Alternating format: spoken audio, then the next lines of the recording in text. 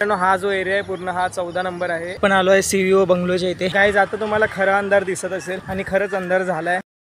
हे नमस्ते guys, good morning, welcome to the new episode. तर मित्रांनो सध्या सकाळचे 11:30 होत आहे आणि मी आज लवकरच उठलेलो आणि लवकर उठून आंघोळ वगैरे केला, नाश्ता वगैरे केला आणि आता फ्रेश होऊन डायरेक्ट ब्लॉग सुरू केला आहे. सो कालच्या ब्लॉगमध्ये तुम्ही बघितलं असेल मी गावदेवी मंदिरात गेलो होतो आणि तिथे बसलो वगैरे, तिकडचा व्ह्यू बघितला असेल. तुम्हाला कसं वाटलं कमेंटमध्ये नक्की सांगा. आणि गाईज काल ज्या मी कैऱ्या खिचल्या होत्या त्याच्या मम्मीने मुरांबा बनवला. हा बघा भाई, हा आहे मुरांबा. भाई हा खायला खूप टेस्टी लागतो. कैरी आपण अशीच खाऊ नाही शकत कारण की ती पूर्ण आंबट वगैरे असते, बट कैरीचंच हे बनतं आणि हे खायला इतकं टेस्टी लागतं की आपण खातच राहतो ते.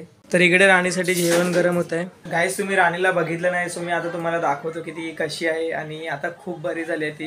तिचा जो पाय फ्रॅक्चर होता तो पण तिचा बरा झाला आहे आणि आता 4 पायांवरती चालते वगैरे. चलो भाई, खाल्लंय नाही पूर्ण.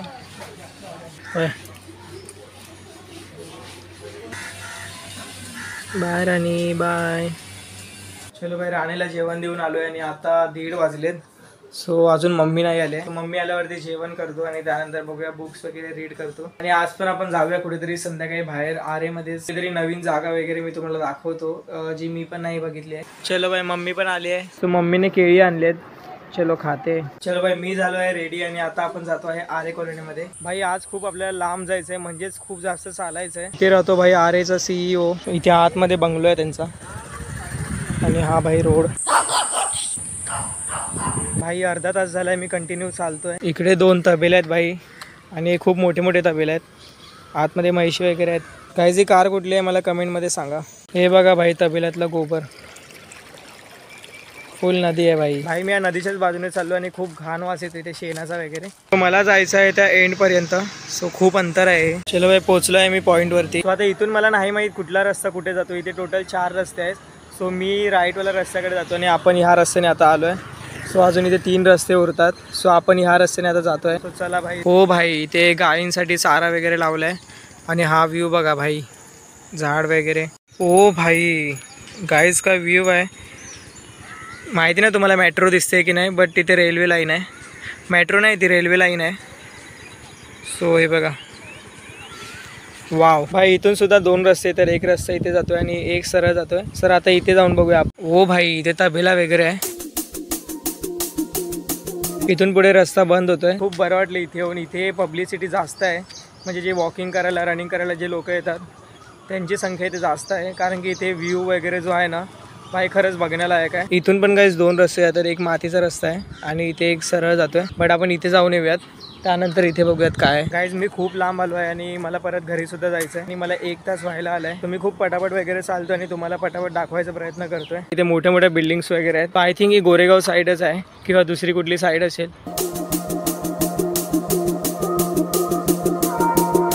सो इथे सुद्धा 2 रस्ते निघत आहेत आणि हा रस्ता पुढे बंद होतोय गाईस. मला इथे काहीच दिसत नाही, पुढे पण गेट बंद आहे. सो मी तर रिस्क घेणार नाही. मी आता इथून रिटर्न होतो कारण की संध्याकाळ झाले आहे आणि 7 वाजले सध्या.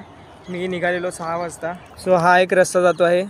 सो इथे पण मी जाऊन बघतो की काय आहे इथे. इथे मला वाटतं एक गाव टाईप एरिया आहे. आणि मी जे तुम्हाला 4 रस्ते दाखवले त्यातले 2 रस्ते जे आहेत ते गोरेगाव चेक नाक्याला जातात आणि मी ज्या रस्त्याने आलो तो रस्ता कमलतलावरून पुढे. आणि आता मी ज्या रस्त्यावरती आहे तो इथेच पुढे बंद होतो. इथे पूर्ण सोसायटी आहे. सो त्या सोसायटीसाठी एक रस्ता आहे. तर मित्रांनो हा जो एरिया आहे पूर्ण हा 14 नंबर आहे. आणि माझ्या मागे ज्या बिल्डिंग्स वगैरे दिसत आहेत ते मला नाही माहिती कुठले आहेत. ते गोरेगाव वगैरे कुठलं तरी असणारच आहे. इथे 2-3च घरं आहेत आणि हा एक जो तबेला आहे.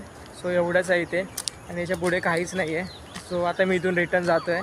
पण भाई हा एरिया 1 नंबर आहे.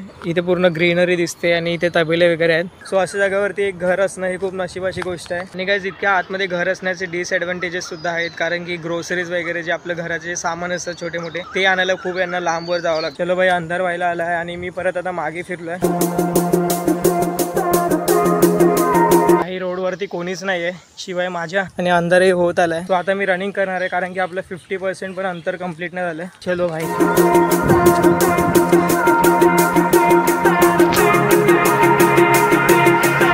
भाई खूप थकलोय मी सध्या आणि आता मी न्यूझीलंड हॉस्टेलच्या इथे आहे.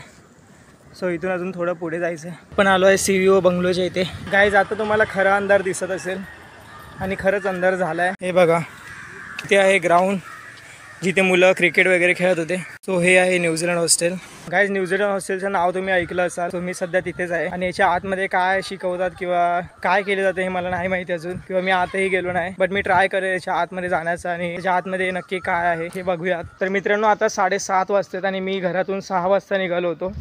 तो भाई पूर्ण अंधार झाला आहे आणि माझी मम्मी मला शिव्या घालणार आहे कारण मला इतका लेट कधीच होत नाही. बट आज झालं आहे. सो हे मला पळावंच लागणार आहे.